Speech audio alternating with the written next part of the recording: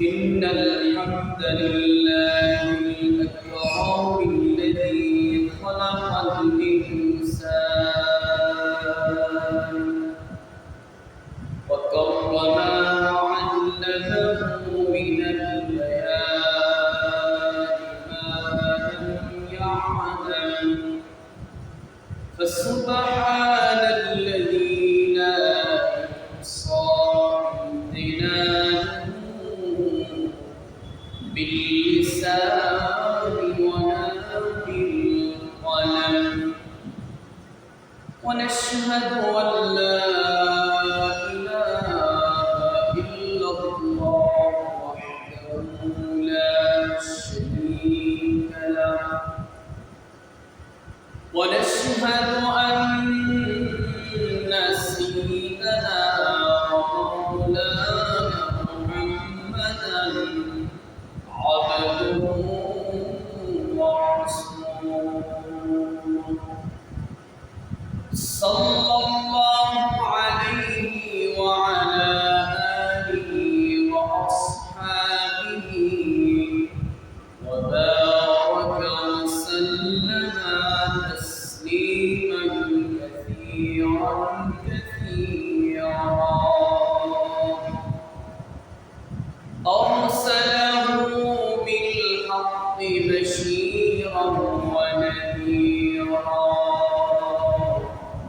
وداعيا إلى الله بإذنه وسراجا منيرا أما بعد أعوذ بالله من الشيطان الرجيم بسم الله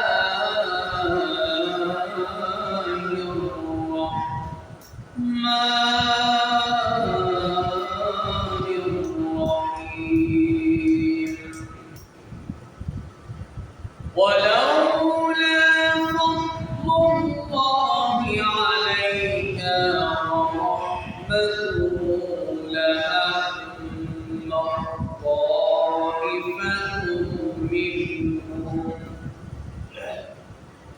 لهم طائفة منهم أن يضلك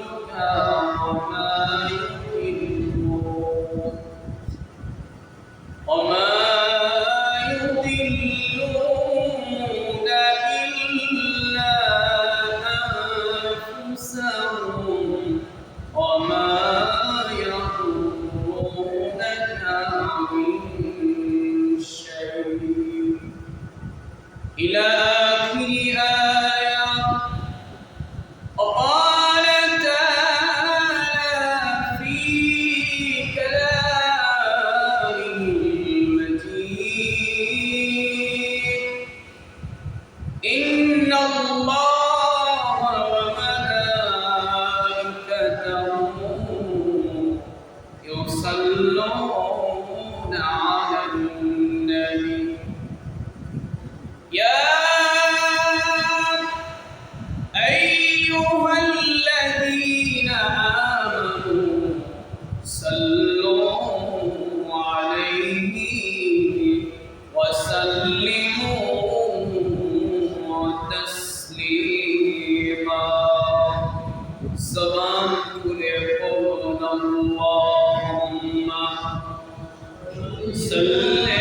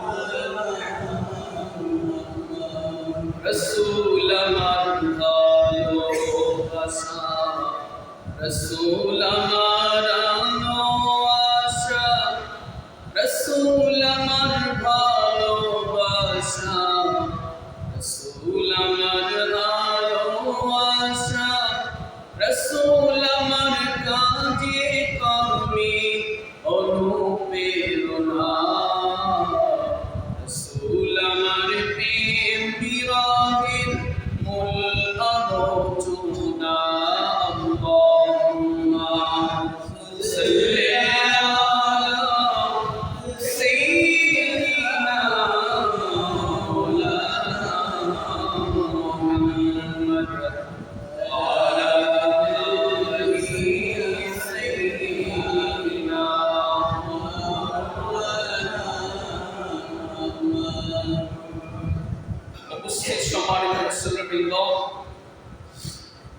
আমরা সব রকম কৃতজ্ঞতা, সব রকম প্রশংসা জ্ঞাপন করছি সে মহান আল্লাহ তাআলার দরবারে, যে মহান রব্বে করিম আমাদেরকে জুমার দিনে আল্লাহ পাকের ঘরে আসার এবং বসবার তৌফিক দিয়েছেন। কোরআন কারীম এবং রাসূলুল্লাহর সুন্নাহ থেকে আমাদেরকে জীবন ঘনিষ্ঠ সুন্দর কথা শোনা তৌফিক করে দিলেন। সেমনি আল্লাহ পাকের দরবারে আমরা জবান খুলে বলে উঠছি আলহামদুলিল্লাহ। লাখ কোটি এবং তার চেয়ে বেশি দরুদ এবং সালাম গ্রহণ করছি নবী করিম সাল্লাল্লাহু আলাইহি ওয়াসাল্লামের। প্রিয় ভাইরা, সম্মানিত ভাইরা, আমরা গত জুমা সহ আরো কয়েকটি জুমাতে আমরা আলোচনা করেছিলাম ঈমান নিয়ে। গত জুমাতে আমরা কথা বলছিলাম ঈমান রিসালাত নিয়ে। আমি অল্প সময়ের মধ্যে আবার পিছনের আলোচনাটাকে একটু রিপ্লাই করে আবার একটু উল্লেখ করে দেব, যাতে করে আপনাদের পিছনের আলোচনা থেকে আজকের আলোচনাটা করতে আপনাদের সুবিধা হয়। খুব মনোযোগ দিয়ে শুনবেন।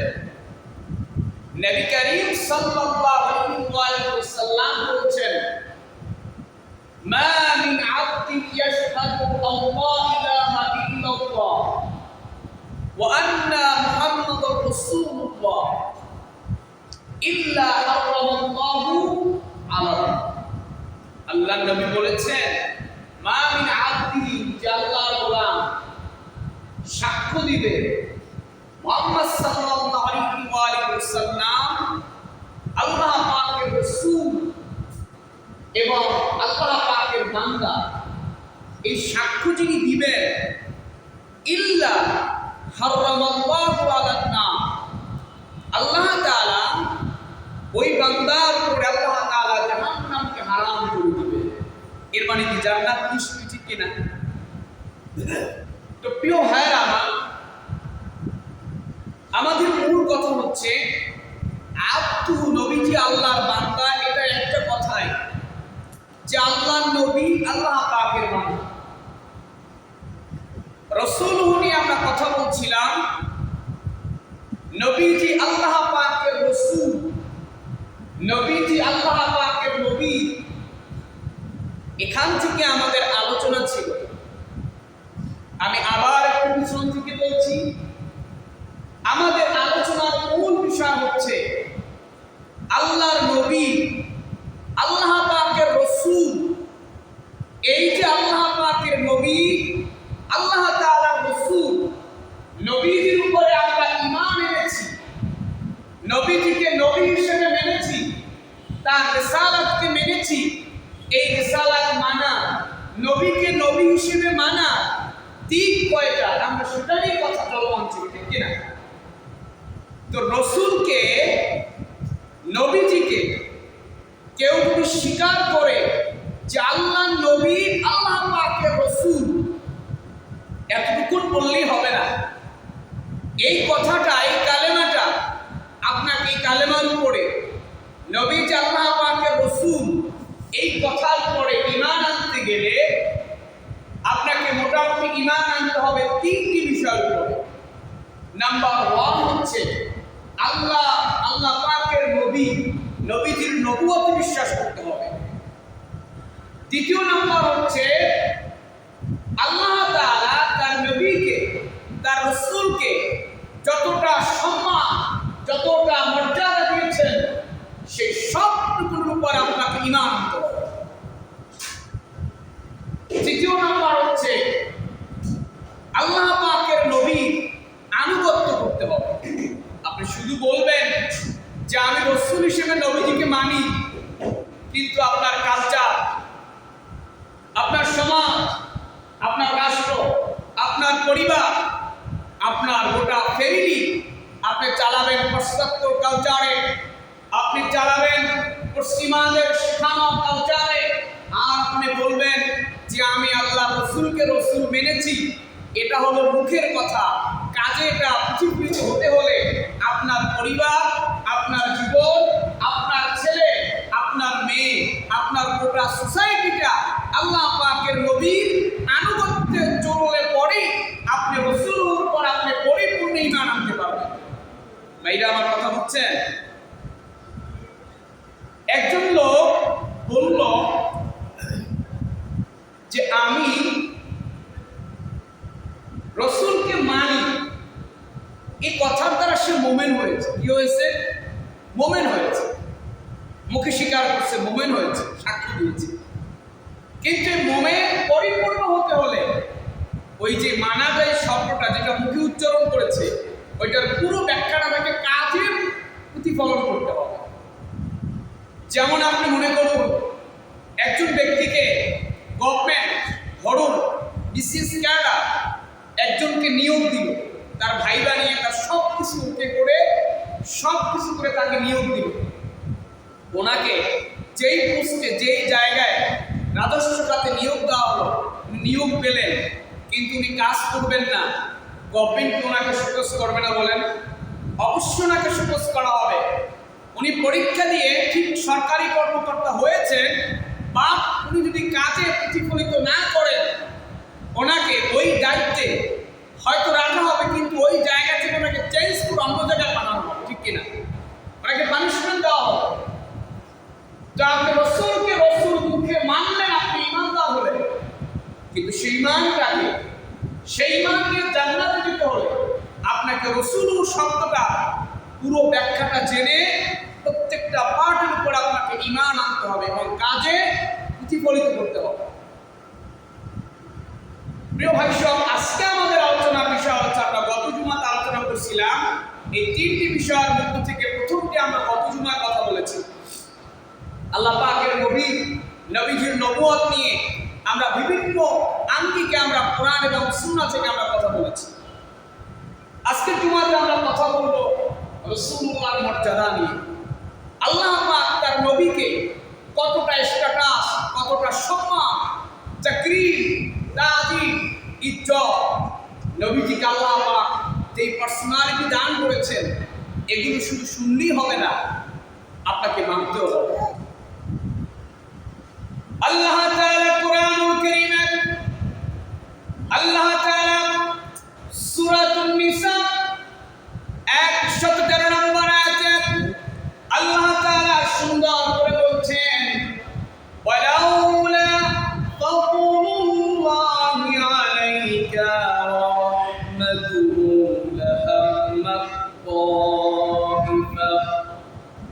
আল্লাহ রাব্বুল আলামিন বলছেন, ওগো নবীজি, তোমার প্রতি আল্লাহ তাআলা যদি অনুগ্রহ আর দয়া না করতেন, তাহলে তাদের একদল তোমাকে পথ ভ্রষ্ট করতে চাইতো, কিন্তু তারা নিজেদেরকে ছাড়া আর কাউকে পথ ভ্রষ্ট করে না। আল্লাহ রাব্বুল আলামিন এখানে রাসূলুল্লাহর কোন মর্যাদার কথা বললেন আমার ভাইরা, একটু লক্ষ্য করুন। আল্লাহর নবীকে মক্কার কাফেররা বিভিন্ন প্রস্তাব দিয়েছিল, মুহাম্মদ সবাই সাল্লাল্লাহু আলাইহি ওয়াসাল্লাম, তারা বলছিল, মুহাম্মদ তুমি এই কালেমার দাওয়াত বন্ধ করে দাও, আমরা তোমাকে মক্কার সবচেয়ে সুন্দরী নারীটা আমরা তোমার সাথে বিয়ে পড়ায় দিব। শুধুমাত্র তাই না, মক্কা সবথেকে বড় লিডার আমরা তোমাকে বানায় দেব, নেতৃত্বের জায়গায় আমরা তোমাকে বসায় দেব, তোমার সম্মানের কোনো অভাব হবে না। এই যে তারা প্রস্তাব দিয়েছিল, নবীজিকে তারা ভ্রান্ত করতে চেয়েছিল, কিন্তু আল্লাহ রাব্বুল আলামিন বলছেন, ও নবী, তারা আপনাকে ভ্রান্ত করতে পারে নাই। এই যে আপনাকে ভ্রান্ত করতে পারে নাই, আবার নবী, এই সম্মানটা আমি আল্লাহ রাব্বুল আলামিন আপনাকে দিয়েছি, অর্থাৎ আপনাকে আমি আপনার নবুয়তের উপরে, আপনাকে আমি সঠিক থাকার উপরে, নবুয়তের উপরে ইস্তেকামাত থাকার উপরে একমাত্র আপনার আল্লাহর রহমত কাজ করেছে।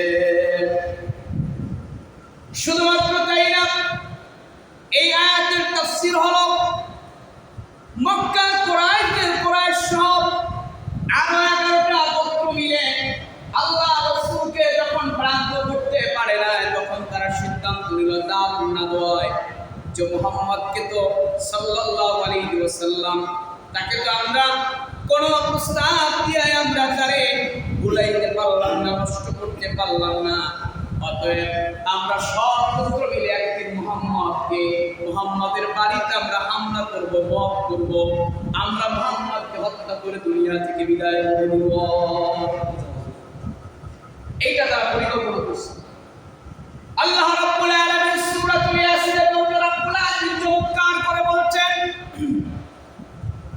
যারা হত্যা করতে আসছিল আল্লাহ রাব্বুল আলামিন তাদের চোখের সামনে আল্লাহ রাব্বুল আলামিন পর্দা টেনে দিয়েছেন।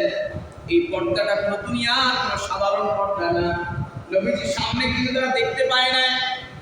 আল্লাহ নবীজি মক্কা থেকে হিজরত করে আল্লাহ নবী মদিনায় যাবেন, ওই দিন তারা হত্যা করতে আসছিল। নবীজি আল্লাহর নির্দেশে হযরতে আলীকে তার বিছানার মধ্যে শোয়া আল্লাহ নবী মদিনার দিকে রওনা করলেন। নবীজি একটা কাফের শরীরের মধ্যে পাড়া দিয়ে লড়তে গেছেন, কারণ তারা নবীজির বাড়ি ঘেরাও করছিল। আল্লাহ রাব্বুল আলামিন নবীজিকে বললেন, নবী আমার, হে আমার নবী, আপনি হাতের মধ্যে বালু নিয়ে এই বালুটা আপনি আল্লাহর হুকুমে আপনি নিক্ষেপ করে দেন। বালি নিক্ষেপ করার দায়িত্ব আপনার, আর একটা কাফেরের চোখের মধ্যে বালুর কণা পৌঁছানোর দায়িত্ব আমি আল্লাহ। মোট কথা হচ্ছে আল্লাহ তাআলা তার নবীকে সেভ করলেন দুটো জায়গাতে। একটা হলো তারা যে প্রস্তাব দিয়েছিল সুন্দরী নারী নেতৃত্বে, এইটা তিনি বাতিল করে দিয়েছেন, এটা একমাত্র আল্লাহ পাকের রহমত। দ্বিতীয় নম্বর হচ্ছে তারা নবীজিকে হত্যার পরিকল্পনা করেছিল। আল্লাহ পাক তার নবীকে সেই নিকৃষ্টতম হত্যাযজ্ঞ থেকে আল্লাহ পাক তার নবীকে রক্ষা করেছেন। সুবহানাল্লাহ। এখানে আমার ভাইয়েরা মজা হলো, আল্লাহ পাক সামনে বলেছেন আল্লাহ রাব্বুল আলামিন কেন তার নবীকে এই প্রশ্নটা থেকে, অর্থাৎ মক্কার কাফেররা যে তাকে সুন্দর মেয়ে দিয়ে পথ প্রশ্ন করতে চাইছিল, আল্লাহ রাব্বুল আলামিন সেই পথ প্রশ্নের পথ থেকে আল্লাহ রাব্বুল আলামিন তার নবীকে হেফাজত করলেন। আবার তারে হত্যা করতে চেয়েছিল, আল্লাহ রাব্বুল আলামিন তার নবীকে এই হত্যাযজ্ঞ থেকে আল্লাহ রাব্বুল আলামিন বাঁচায় দিলেন। কেন? কারণটা কি? আল্লাহ পাক সামনে বলছেন এর একমাত্র কারণ হলো আল্লাহ রাব্বুল আলামিন নবী করিম সাল্লাল্লাহু আলাইহি ওয়া সাল্লামের উপর আল্লাহ তাআলা এত সম্মানিত কিতাব নাযিল করবেন। ভাইরা আমার, এত একটা সম্মানিত কিতাব আল্লাহ পাক নাযিল করবেন, যেই কিতাবটা রব্বুল আলামিন পাহাড়কে বলছিল, পাহাড় আমি তোমার উপরে কোরআন নাযিল করতে চাই। পাহাড় অস্বীকার করলো না, ও আল্লাহ আমি এই কোরআনের ভার আমি নিতে পারবো না। আল্লাহ পাক আল্লাহ রাব্বুল আলামিন অনেক প্রাণীকে বলছিল আমি তোমার উপরে কোরআন দিতে চাই। পাহাড় অস্বীকার করেছে, নবীরা সব অস্বীকার। কিন্তু এই মহিমান্বিত কিতাবকে অত্যন্ত ভারী একটা ওয়েটফুল কিতাব আল্লাহ রাব্বুল আলামিন যেই নবীর উপরে নাযিল করবেন, আল্লাহ রাব্বুল আলামিন সেই কোরআনের কারণেই আল্লাহ রাব্বুল আলামিন তার হাবিবকে সম্মান আর মর্যাদা আল্লাহ দিয়েছেন। আল্লাহ তাআলা বলছেন ওয়া আনজালাল্লাহু আলাইকাল কিতাবা ওয়াল হিকমাতা ওয়া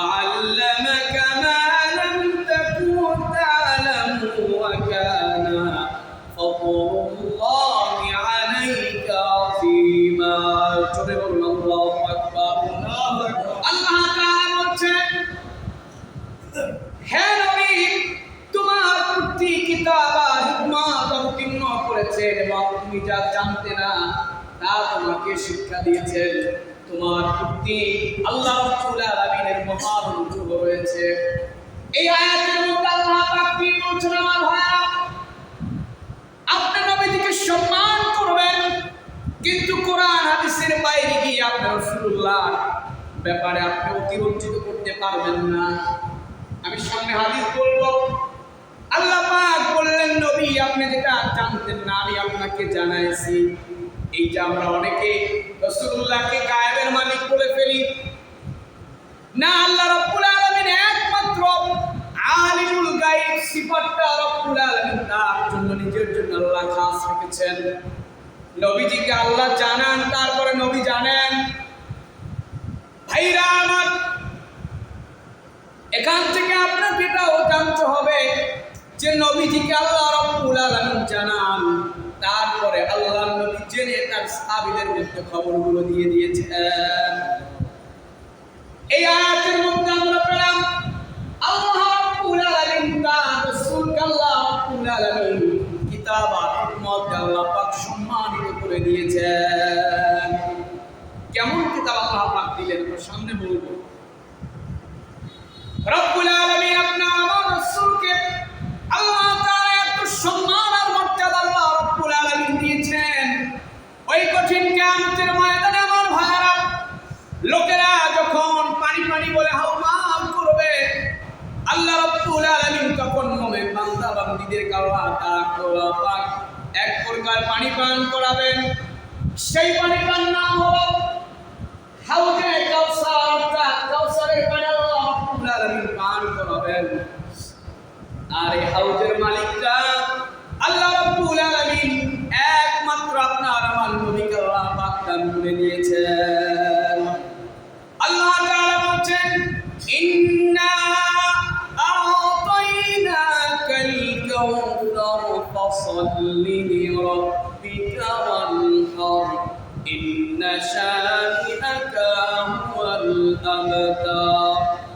আল্লাহ তাআলা বলেন, ইন্না আ'তাইনাকাল কাউসার, নিশ্চয় আপনার আল্লাহ আপনাকে কাউসারের মালিক বানিয়ে দিয়েছেন। ফাসাল্লি লিরাব্বিকা ওয়ানহার, ও নবী আপনি আপনার রবের জন্য আপনি নামাজ পড়েন আর কুরবানি দেন। ইন্না শানি'আকা হুয়াল আবতার, যারা আপনাকে গালি দিয়েছে মক্কার কাফেররা, আপনাকে আপনার বলেছে, আপনাকে নির্বংশ বলেছে, আমি আল্লাহ রাব্বুল আলামিন কোরআন দিয়ে ঘোষণা দিলাম ওরা এক একটা নির্বংশ। ভাইরা আল্লাহ তাআলা তার নবীকে দিলেন কাউসার, আর আল্লাহ তাআলা সেই কাউসারের বিনিময়ে সামনের আয়াতে বলছে আল্লাহ যেহেতু আপনাকে কাউসারের মালিক বানাইছে, আপনি আর সে আল্লাহর উপর নামাজ পড়ার কোরবানি দেন। সুবহানাল্লাহ। নামাজ ছাড়া হাউজে কাউসারের পানি পান করা যাবে? জোরে বলেন। ফজরের সময় ঘুমায়া থাকলে হাউজে কাউসারের পানি খাওয়া যাবে? জোরে বলেন। আল্লাহ পাক স্পষ্ট বলছেন, নবী আমি আপনাকে হাউজে কাউসারের মালিক বানাইছি, আর আপনি আপনার রব আপনার আল্লাহর জন্য আপনি নামাজ পড়েন। সুবহানাল্লাহ। সুবহানাল্লাহ। এর মানে বোঝা গেল যে নবীজিকে আল্লাহ কাউসার দিয়ে বসে নামাজ পড়েন, অতএব ওই নবীর হাত থেকে হাউজে কাউসার খেতে হলে নামাজ পড়তে হবে। ঠিক কিনা জোরে বলে ভাই? না, নামাজ ছাড়া ওই কঠিন কিয়ামতের ময়দানে কলিজা শীতল করা সম্ভব নয়। এই সিফাতটা আল্লাহ তাআলা অন্য কোন পয়গম্বরকে অন্য কোন নবীকে আল্লাহ দান করেন নাই। এমনকি নবীরা পর্যন্ত আর অন্যান্য নবীদের উম্মতরা পর্যন্ত আপনার আমার নবীর হাতে হাউজে কাউসারের পানি খাওয়ার জন্য তারা পর্যন্ত দাঁড়া করতে। তাফসীরের মধ্যে এসেছে আল্লাহ রাব্বুল আলামিন আপনার আমার নবীর হাতে এই যে হাউজে কাউসার পান করার দায়িত্ব আল্লাহ রাব্বুল আলামিন দিবেন। নবীজির হাতে আল্লাহ পাক ওই আরশে আজিমে যতগুলি তারকা আছে, এই আরশে আজিমে যতগুলি তারকা আছে, এর চেয়ে আল্লাহ পাক বেশি পাত্র আল্লাহ পাক নবীর হাতে দান করে দিবেন। রব্বুল আলামিন বলছেন, ওমা আরসালনাকা ইল্লা রাহমাতাল লিল আলামিন।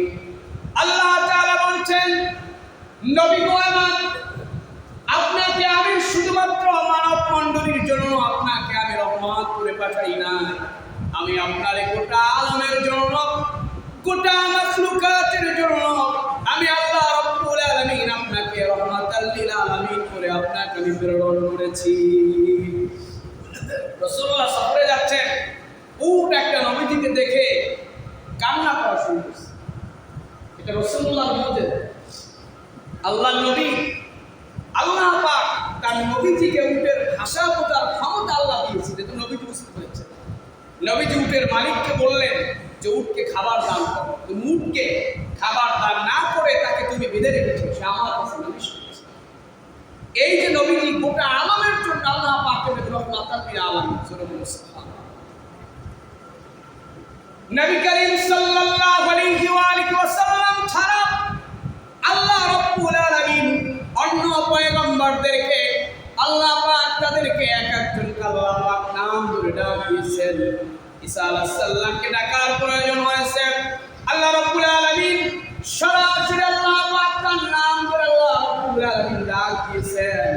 মুসা আলাইহিস সালামকে ডাকার প্রয়োজন হয়েছে, আল্লাহ রাব্বুল আলামিন সরাসরি আল্লাহ পাক মুসার নাম ধরে আল্লাহ পাক ডাক দিয়েছেন। আর আপনার আমার নবীকে ডাকার প্রয়োজন হয়েছে, আল্লাহ তাআলা আপনার আমার নবীর নাম ধরে আল্লাহ রাব্বুল আলামিন ডাক দেন নাই। আল্লাহ তাআলা বলেন বড় চমৎকার করে মহব্বত করে আল্লাহ রাব্বুল আলামিন আপনার আমার নবীকে আল্লাহ পাক ডাক দিয়েছেন। ইয়া আইয়ুহান নাবিয়্যু ইন্নী আরসালনাকা শাহিদাও ওয়া মুবাশশিরাও ওয়া নাযীরা ওয়া দা'iyan ইলা আল্লাহি বিইذনিহি ওয়া সিরাজাম মুনীরা। এই আয়াত কারিমার মধ্যে আল্লাহ তাআলা আপনার আমার নবীর সম্মানের এত বড় মর্যাদার কথা আলোচনা করলেন। একটু খেয়াল করুন আমার ভাইয়েরা, আল্লাহ পাক নবীজিকে ডাক দিয়েছে ইয়া আইয়ুহান নবী, হে নবী, নাম ধরেন নাই। নবীজির নাম মুহাম্মদ সাল্লাল্লাহু আলাইহি ওয়া আলিহি ওয়াসাল্লাম। আল্লাহ পাক ডাক দেন না ইয়া মুহাম্মদ বলে, আল্লাহ পাক ডাক দিয়েছেন ইয়া আইয়ুহান নবী, ইয়া আইয়ুহান নবী ইন্না নিশ্চয় আরসালনাকা, তোমাকে প্রেরণ করা হয়েছে শাহিদান মানে সাক্ষ্য দিতে। খেয়াল করেন নবীজি কিসের সাক্ষ্য দিবেন? এখানে আমার ভাইরা এই আয়াতের তাফসীর করতে গিয়ে মুফাসসিরিনে কেরাম চমৎকার করে তারা ব্যাখ্যা করেছেন, কাল কিয়ামতের ময়দানে আল্লাহ রাব্বুল আলামিন মুসা আলাইহিস সালামের উম্মতদেরকে প্রশ্ন করবে, তোমাদের নবী ঠিকমতো দাওয়াত দিয়েছিল কিনা? ঈসা আলাইহিস সালামকে আল্লাহ প্রশ্ন করবেন, তোমার নবী, তোমাদের পুত্রের নবী তোমাদেরকে সুন্দর করে আমার দাওয়াত দিয়েছিল কিনা? সেই দিন ঈসা আর মুসা তারা সরাসরি বলতে পারবে না যে আল্লাহ আমরা সুন্দর করে দাওয়াত দিয়েছিলাম। ওই দিন আল্লাহ রাব্বুল আলামিন তাদের এই নবীর পক্ষে সাক্ষী দিবেন আপনার আমার নবীর থেকে। প্রিয় ভাই, একটু সুন্দর করে বুঝে আপনারা বুঝুন, কিয়ামতের ময়দানে আল্লাহ তাআলা অন্য পয়গম্বরদের ব্যাপারে সাক্ষী নেবেন যে নবীরা সুন্দর করে দাওয়াত দিয়েছিল কিনা তাদের উম্মতদের কাছে। আর এই সাক্ষীর সত্যায়ন করবেন আপনার আমার নবী সাল্লাল্লাহু আলাইহি ওয়াসাল্লাম। চিন্তা করতে পারছেন, নবীজি হচ্ছেন সবার পরে, নবীজির কিতাব হচ্ছে সবার পরের কিতাব। এই কথাটা হলো এই, আমরা যে প্রথম আয়াতটি পড়ছিলাম সূরাতুন নিসার 113 নম্বর আয়াত, সেই আয়াতে যে বলছিলেন যে নবী আপনাকে এমন একটা কিতাব দেওয়া হয়েছে, ওই কিতাবের কারণে আপনাকে সম্মানিত করা হয়েছে। আর সেই কিতাবটা কেমন কিতাব? যেই কিতাব সাপোর্ট করবে, যেই কিতাব সত্যায়ন করবে পূর্বের নবীরা ঠিকঠাক মতো দাওয়াত দিয়েছিল কিনা। সুবহানাল্লাহ বলে। অর্থাৎ আপনি কোরআন খুলে পড়বেন, পূর্বের নবীরা কে কেমনে দাওয়াত দিয়েছে এই সবটা ঘটনা আল্লাহ তাআলা কোরআনে তুলে দিয়েছে। সুবহানাল্লাহ বলে। অর্থাৎ এটা এমন একটা কিতাব, আপনি দেখবেন যে পুরো ঘটনার একটা দলিল হয়, ঠিক কিনা জোরে বলে। পুরো ঘটনা আপনি দেখবেন যখন সাংবাদিকরা সংবাদ সংগ্রহ করে, এখন তো আর শর্ট হ্যান্ড নাই, এখন তো রেকর্ড সিস্টেম চালু হয়ে গিয়েছে। আগে এই সংসদেও এখন তো রেকর্ড চলে, আরো পূর্বেকার যুগে এই প্রত্যেক এমপির বক্তব্য গুরুত্বের সাথে সাংবাদিকরা শর্ট হ্যান্ড ভাষায় তারা লিখে দিল, শর্ট, খুবই শর্ট। তো আপনার আমার নবীর প্রতি যে কিতাবটা আল্লাহ পাক দিয়েছেন, এই কিতাবটা ঠিক এমন একটা দলিল যে পুরো নবীদের যে দাওয়াতের সিস্টেমটা, এই পুরো দাওয়াতের মূল মাখাসটা, মূল সংবাদটা আল্লাহ পাক এই কোরআনে তুলে দিয়েছে। সুবহানাল্লাহ। কে কেমনে দাওয়াত দিয়েছে এইটা আল্লাহ নবীকে জানাচ্ছেন, আর সেই সাক্ষ্যটা আল্লাহ পাকের নবী দিবেন। এই জন্য নবীকে বলা হয় শাহিদা মুবাশশিরা। জোরে বলেন সুবহানাল্লাহ। আল্লাহ রাব্বুল আলামিন আপনার আমার নবীকে রব্বুল আলামিন চমৎকার করে বললেন, শাহিদা ওয়া মুবাশশিরান ওয়া নাযীরা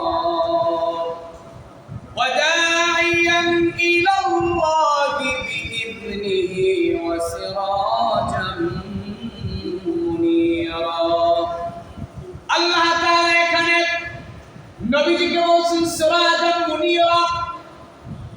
এই সিরাজাম মুনীরা শব্দটার ব্যাখ্যা কত বড় আমার ভাইরা, খেয়াল করুন। আল্লাহ রাব্বুল আলামিন আপনার আমার নবীকে আল্লাহ পাক সিরাজাম মুনীরার সাথে আল্লাহ তুলনা করেছেন। সিরাজাম মুনীরা হচ্ছে এমন আলো, এটা সূর্যের আলো না, চন্দ্রের আলো না, এটা হচ্ছে আমরা অনেক আগে যখন বিদ্যুৎ ছিল না, তখন আমরা কিন্তু আমাদের ঘরে কুফি বাতি আমরা জ্বালাতাম, কি বলে, অথবা ধরেন মোমবাতির আলো।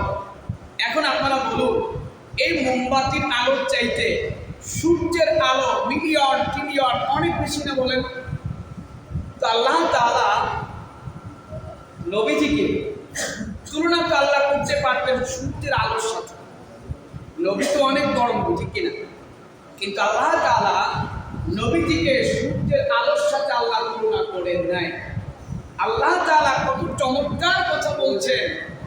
আল্লাহ বলছেন সিরাজাম মুনীরা, অর্থাৎ সিরাজাম মুনীরা এটা এমন আলো, উজ্জ্বল প্রদীপ। এই প্রদীপ মানে হচ্ছে এটা মোমবাতির আলো হতে পারে, এটা কুফিবাতির আলো হতে পারে। তো কথা হচ্ছে আল্লাহ তাআলা নবীজিকে সূর্যের আলোর সাথে আল্লাহ তুলনা করলেন না, চাঁদের আলোর সাথে আল্লাহ তুলনা করলেন না। আল্লাহ তাআলা কুফিবাতির আলো, প্রদীপের আলোর সাথে আমরা কেন তুলনা করলেন? ভাইরা আমার, একটি সূর্য থেকে আরেকটি সূর্যের জন্ম হওয়া সম্ভব নয়। একটি চাঁদের আলো থেকে আরেকটি চাঁদ জন্মে আলো দেওয়া সম্ভব নয়। কিন্তু আমার ভাইরা, এই যে মোমবাতির আলো বলেন, কুফিবাতির আলো, প্রদীপ বলেন, এই এলাকায় যদি একটি মোমবাতি ধরানো হয় আর গোটা গ্রামে, গোটা শহরে, গ্রামগঞ্জের লোকেরা যদি তারাও মোমবাতি নিয়ে আসে, আপনারা বলুন, একটা মোমবাতি থেকে হাজারটা মোমবাতি ধরাইলেও প্রথম মোমবাতির আলো কি কমবে? একটু জোরে বলুন। অর্থাৎ আল্লাহ বুঝিয়েছেন যে একটা সূর্য থেকে আরেকটা সূর্য আলো দেওয়া সম্ভব নয়, কিন্তু একটা কুফিবাতির আলো থেকে হাজারটা কুফিবাতির মধ্যে আলো দেওয়া সম্ভব। আল্লাহ বুঝিয়েছেন, নবী আপনি এমন একটা আলো, আপনি হচ্ছে উজ্জ্বল প্রদীপ। আপনার কাছে কেউ যদি কালো অন্ত, কোন মুনাফিক কাফের যদি কালেমা পড়ে চলে আসে, আপনার আলোয় আলোকিত হয়ে সে জান্নাতি বান্দা হতে পারবে। জোরে বলুন সুবহানাল্লাহ। এই জন্য নবীজিকে বলা হয়েছে সিরাজাম মুনীরা। রে ভাই সব, আল্লাহ তাআলা নবীজিকে কত সম্মান দিলেন খেয়াল করুন। এই পৃথিবীতে কোন পুরুষ যদি মারা যায়, সেই পুরুষের স্ত্রী 4 মাস ইদ্দাত পালন করে সে কিন্তু অন্য স্বামী গ্রহণ করতে পারবে। আল্লাহ তাআলা নবীজির সম্মানে তার স্ত্রীদের আল্লাহ তাআলা সম্মানিত করেছেন। অর্থাৎ এই গোটা পৃথিবীর অন্য পুরুষরা মারা গেলে তাদের স্ত্রীরা অন্য জায়গায় বিয়ে বসতে পারবে, স্বামী গ্রহণ করতে পারবে, কিন্তু আল্লাহর নবীর স্ত্রীদেরকে আল্লাহ তাআলা মুমিনদের মা বানায় দিয়েছে। সুবহানাল্লাহ। অতএব মাকে তো আর বিয়ে করা যায় না, বিয়ে করা যায় না, যায়। আল্লাহ তাআলা কোরআন দিয়ে দলিল দিয়েছেন আমার ভাইরা।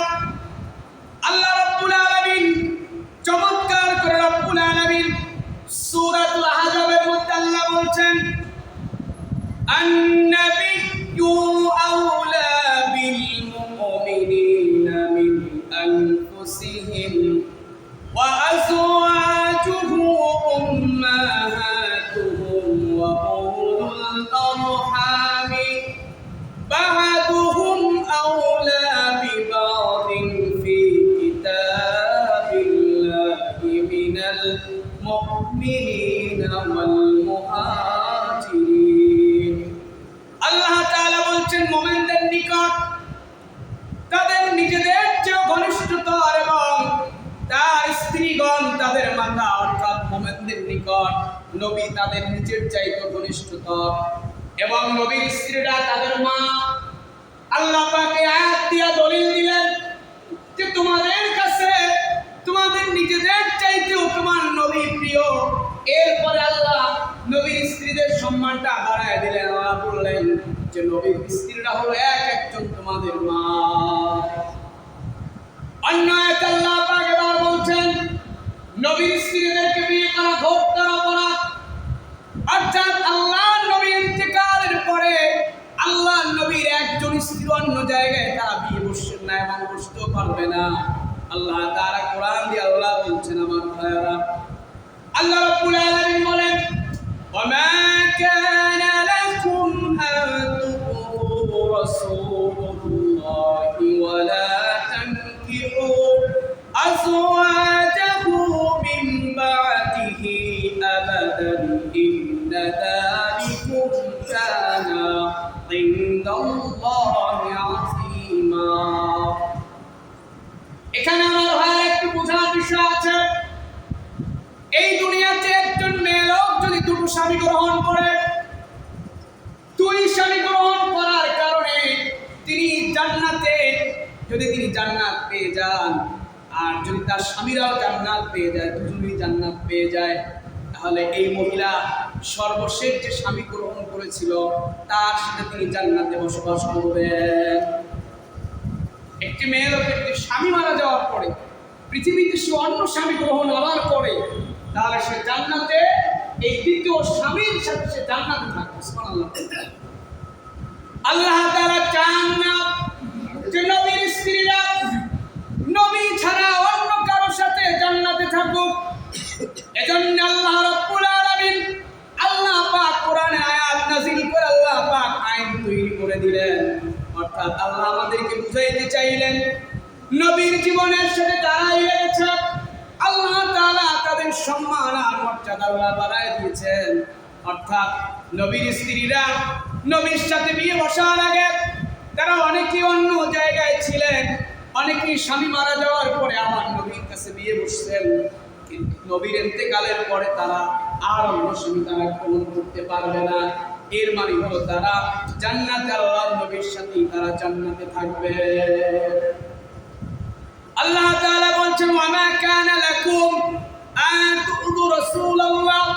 আল্লাহ রাব্বুল আলামিন বলছেন তোমাদের জন্য সংযত নয় যে তোমরা আল্লাহ রাসূলকে কষ্ট দিবে অথবা তার মৃত্যুর পরে তার পত্নীদিগকে বিবাহ করবে। আল্লাহর নিকট এটা হচ্ছে ঘোর অপরাধ।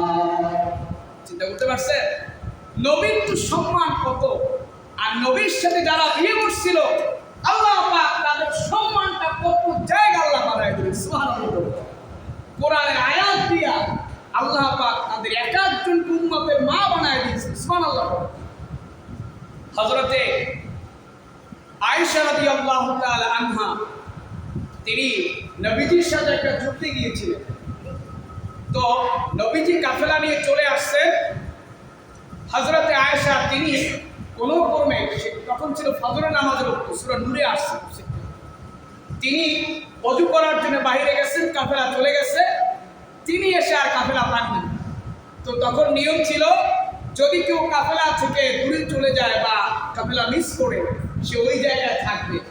আর এই কাফেলার কোনো জিনিসপত্র বা কোনো ব্যক্তি যদি ভুলে থেকে যায়, তাকে নিয়ে আসার জন্য পরবর্তী জায়গায় একজন চৌকস লোক ওই জায়গায় আনতে থাকবে। তো হযরতে নবী করিম সাল্লাল্লাহু আলাইহি ওয়াসাল্লাম কাফেলা নিয়ে চলে গেছেন, হযরতে আয়েশা তিনি কাফেলা মিস করে ফেলেছেন। তিনি ওই জায়গায় চাদর মুড়ি দিয়ে ঘুমিয়ে পড়েছেন। তো সাফওয়ান ইবনে মুআত্তাল একজন সাহাবী, তিনি দেখতে পেলেন দূর থেকে, যে তিনি দূর থেকে দেখেই চিনতে পেলেন, অর্থাৎ তিনি আল্লাহ নবীর সাথে বিয়ের আগে অথবা পর্দার আয়াত নাযিলের আগে হযরতে আয়েশাকে তিনি দেখেছিলেন। এই যে তিনি দেখছেন আগে, ওই শরীরের অভাবটা তিনি দেখে বুঝতে পারছেন তিনি আর কেউ না, তিনি হচ্ছেন আমাদের উম্মত জননী হযরতে আয়েশা সিদ্দিকা রাদিয়াল্লাহু তাআলা। তিনি কি করলেন? তিনি দেখেন কতটা তাদের তাকওয়া। তিনি উঠে হযরতে আয়েশাকে উঠে আনলেন, আপনি উঠেন। আর সাফওয়ান ইবনে মুআত্তাল তিনি কিন্তু উঠেন নাই, তিনি উঠে রশি ধরে তিনি হাঁটতে হাঁটতে পরবর্তী কাফেলায় চলে গেছেন। এই দিকে আমি বুঝাতে চাই যে জিনিসটা, যে আল্লাহ পাক নবীকে সম্মান দিয়েছিল, নবীর স্ত্রীদেরকে আল্লাহ পাক সম্মান দিয়েছিল। তো যাওয়ার পরে আব্দুল্লাহ ইবনে উবাই সে ছড়ায়া দিয়েছে, যা ছড়ানো হয় যে সাফওয়ান ইবনে মুআত্তাল যুবক মানুষ, নাউজুবিল্লাহ, আর হযরত আয়েশা রাদিয়াল্লাহু তাআলা তিনিও যুবতী, তো কিছু একটা হতে পারে, নাউজুবিল্লাহ পড়ে আমরা। তো নবীজিও হযরত আয়েশার ব্যাপারে একটু মনে মনে একটু বেজার হলেন। তো হযরত আয়েশা তিনিও একটু বেজার যে আসলে আমি তো নির্দোষ। তিনি তার বাবার বাড়ি চলে গেলেন। নবীজি বললেন তুমি যাও। তিনি বাবা তার আবু বকর সিদ্দিক রাদিয়াল্লাহু তাআলা আনহু তার বাড়িতে চলে গেলেন। আল্লাহ পাক হযরত আয়েশার ব্যাপারে আল্লাহ রাব্বুল আলামিন কোরআন থেকে আয়াত নাযিল করে আল্লাহ রাব্বুল আলামিন তার চরিত্রের সার্টিফিকেট দিয়েছে, নবী এরা অন্য কারো স্ত্রী না, আপনার স্ত্রী। সুবহানাল্লাহ। এই পৃথিবীতে কোনো মহিলা যদি ব্যভিচার করে, তার ব্যাপারে সাক্ষী আল্লাহ দিবেন না। আর আল্লাহ তাআলা নবীর স্ত্রীদের ব্যাপারে আল্লাহ রাব্বুল আলামিন তাদেরকে কোরআনের আয়াত নাযিল করে আল্লাহ পাক তাদের ব্যাপারে চরিত্রের সার্টিফিকেট আল্লাহ রাব্বুল আলামিন দিয়েছেন। আল্লাহু আকবার করে। এজন্য আমার ভাইরা, নবীর জীবনের সাথে যারা লাগবে, আল্লাহ রাব্বুল আলামিন তাদের সম্মান আর মর্যাদা আল্লাহ পাক বাড়ায় দিবেন। ভাইরা আমার, একটা হাদিস থেকে শুনুন আমার ভাইরা। এতক্ষণ তো আপনারা কোরআন থেকে শুনলেন আল্লাহ রাব্বুল আলামিন আপনার আমার নবীকে আল্লাহ পাক কত সম্মান দিয়েছেন। আমি দু তিনটি হাদিস বলে শেষ করব আমার ভাইরা। ওই কঠিন কিয়ামতের ময়দানে আল্লাহ রাব্বুল আলামিন নবীজিকে কি সম্মান আল্লাহ দান করবেন, আমি তিনটি হাদিস বলে বক্তব্যের ইতি টানবো।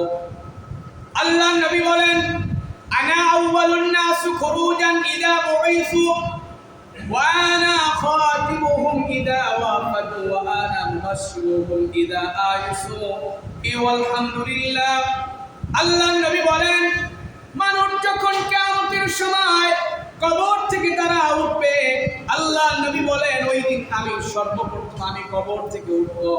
আর মানুষরা যখন হাজিরা দেবে, ভাইরা আমার খেয়াল করেন, আল্লাহ নবী বলছেন যখন কিয়ামতটা সংঘটিত হয়ে যাবে, ওই দিন লোকেরা যখন কবর থেকে এক এক করে ওঠা শুরু করবে, আল্লাহ নবী বলেন ওই দিন একমাত্র আমি নবী সবার আগে কবর থেকে আমি নবী উঠব। দ্বিতীয় মর্যাদা হলো, আল্লাহ নবী বলছেন আর মানুষেরা যখন হাজিরা দেবে, তখন আমি তাদের পক্ষ থেকে বক্তব্য প্রদান করব, অর্থাৎ অন্য কোন নবীরা বক্তব্য দিতে পারবে না। এই মানুষের পক্ষে বক্তব্য দিবেন আমাদের নবী।